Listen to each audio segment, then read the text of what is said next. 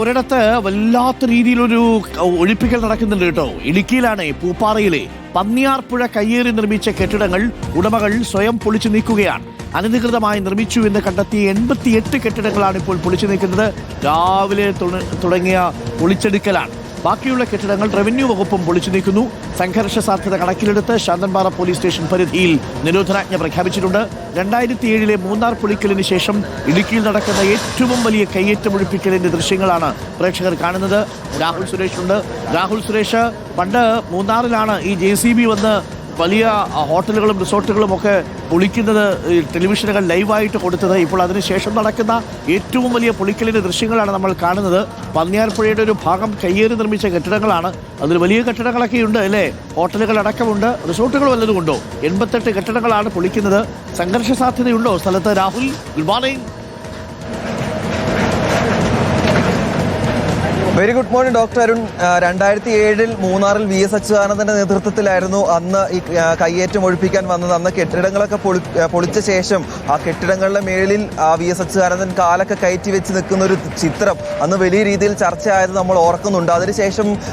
അതിനുശേഷം ഇടുക്കിയിൽ ഉണ്ടാകുന്ന ഏറ്റവും വലിയ ഒഴിപ്പിക്കലാണ് ഇപ്പോൾ പൂപ്പാറയിൽ നടന്നുകൊണ്ടിരിക്കുന്നത്.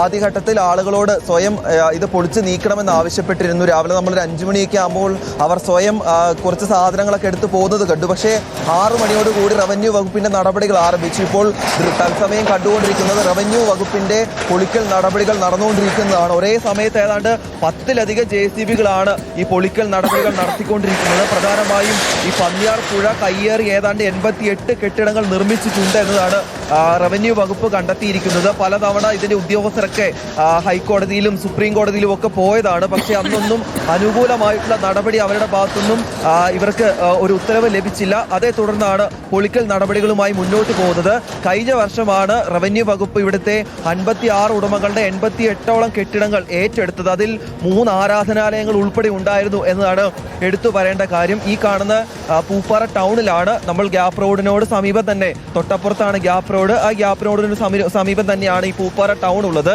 ഈ പന്നിയാർപ്പുഴ ചെറിയൊരു പുഴയാണ്, പക്ഷേ മഴക്കാലമാകുമ്പോൾ വലിയ രീതിയിൽ ജലപ്രവാഹം ഉണ്ടാകുന്ന ഒരു പുഴ കൂടിയാണ്. അപ്പോൾ ആ സമയങ്ങളിലെല്ലാം ഇവിടങ്ങളിലൊക്കെ വെള്ളം കയറുന്ന സാഹചര്യം ഉണ്ടായിരുന്നു. അതിന്റെ അടിസ്ഥാനത്തിൽ തന്നെയാണ് വേഗം തന്നെ ഈ ഒഴിപ്പിക്കൽ നടപടികളുമായി മുന്നോട്ട് പോകാൻ തീരുമാനിച്ചിരിക്കുന്നത്. അതിന് ചോദിച്ചൊരു പ്രധാനപ്പെട്ട കാര്യം ഈ പ്രദേശത്ത് റിസോർട്ടുകൾ ഉണ്ടോ എന്നുള്ളതായിരുന്നു. പക്ഷേ റിസോർട്ടുകളില്ല എങ്കിൽ കൂടി ചെറിയ കെട്ടിടങ്ങൾ, ബഹുനില കെട്ടിടങ്ങളൊക്കെ ഉണ്ടായിരുന്നു. അതിൽ 26ഓളം വീടുകളും ഉണ്ടായിരുന്നു എന്നതാണ് എടുത്തു പറയേണ്ട കാര്യം. ആദ്യഘട്ടത്തിൽ പൊളിച്ചു തുടങ്ങിയ കെട്ടിടങ്ങളാണ് കാണുന്നത്.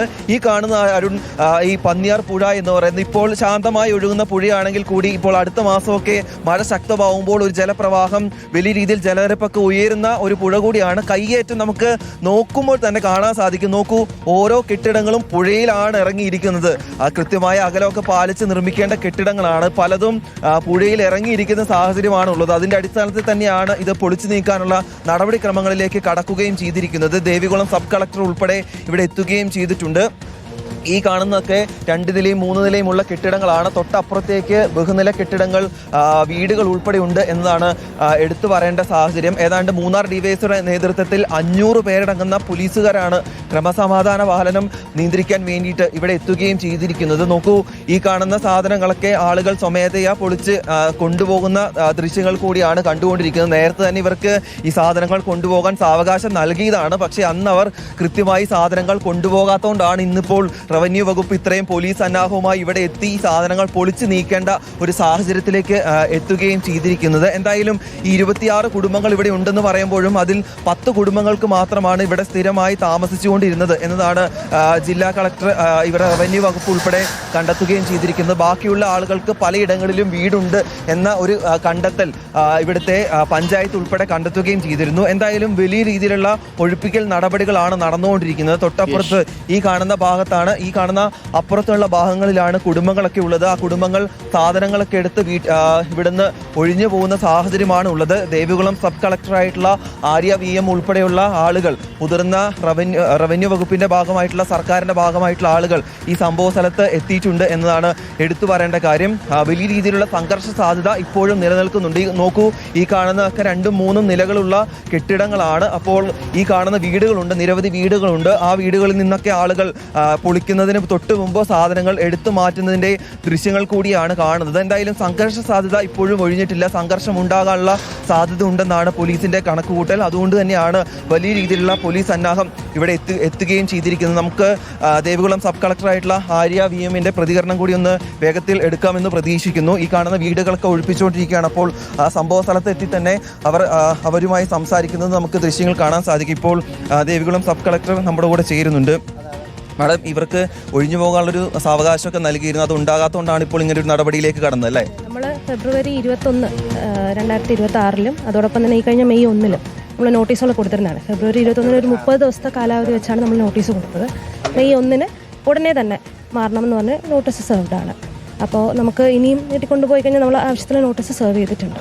ഹൈക്കോടതിയുടെ സുപ്രീം കോടതിയുടെ ഭാഗത്തുനിന്നും സർക്കാരിന് അല്ലെങ്കിൽ റവന്യൂ വകുപ്പിന് അനുകൂലമായിട്ടുള്ള ഒരു വിധിയാണ് ഉണ്ടായതല്ലേ? അതെ, ഹൈക്കോടതിയിൽ ആദ്യം അനുകൂലമായിട്ടുള്ള വിധി ഉണ്ടായി. സുപ്രീം കോടതി അത് ഹൈക്കോടതിയുടെ വിധിയിലേക്ക് കടക്കുന്നില്ല, അത് തത്വത്തിൽ അംഗീകരിച്ചിട്ടാണ് പോയിരിക്കുന്നത്.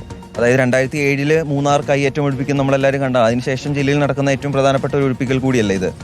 ഇത് നമ്മുടെ ഒരു പുഴ പുറമ്പോക്ക് കയ്യേറ്റമാണ്, വ്യാപകമായിട്ടുള്ള ഒരു കയ്യേറ്റമാണ്, നമ്മൾ കണ്ടതാണ്. ഈ പുഴയുടെ ഒഴുക്കിനെ സാരമായി ബാധിക്കുന്നുണ്ട്.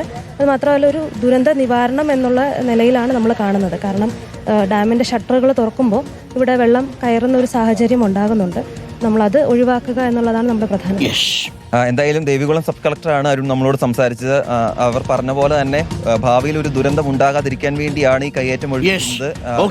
എന്തായാലും ഇപ്പോൾ അവിടെ സംഘർഷ സാധ്യതകളൊന്നും തന്നെ ഇല്ല. അവിടെ പലരും സ്വയം നിലയ്ക്ക് തന്നെ ഒഴിഞ്ഞു പോകാം എന്ന് സംബന്ധിച്ചതാണ്. കണ്ടാൽ അത് അമ്മാതിരി കയ്യേറ്റമാണ് കേട്ടു. പുഴയൊക്കെ എന്ന് പറഞ്ഞു കഴിഞ്ഞാൽ പുഴയൊക്കെ വേണമെങ്കിൽ അങ്ങോട്ട് മാറി ഒഴുകടേ എന്ന മട്ടിലാണ് ഈ കയ്യേറ്റം നടന്നിരിക്കുന്നത്. 88 കെട്ടിടങ്ങളാണ്. അതിൽ 78 പേർക്കും അത്യാവശ്യം വീടും ബാക്കി സൗകര്യങ്ങളും ഒക്കെ ഉള്ളതാണ്. അതിൽ 10 പേർക്കാണ് സ്വന്തമായിട്ട് വീടില്ലാത്തത് എന്നാണ് ഇപ്പോൾ പുറത്തു വരുന്ന വിവരം. അത് അവർക്ക് ജീവിക്കാൻ വേണ്ടിയിട്ട് കിട്ടിയതാണ്. മറ്റുള്ളവരൊക്കെ അവർക്കും ജീവിക്കാൻ വേണ്ടി കിട്ടിയതാണ്. പക്ഷേ അത് അന്യായമായ ഒരു കെട്ടലായിപ്പോയി.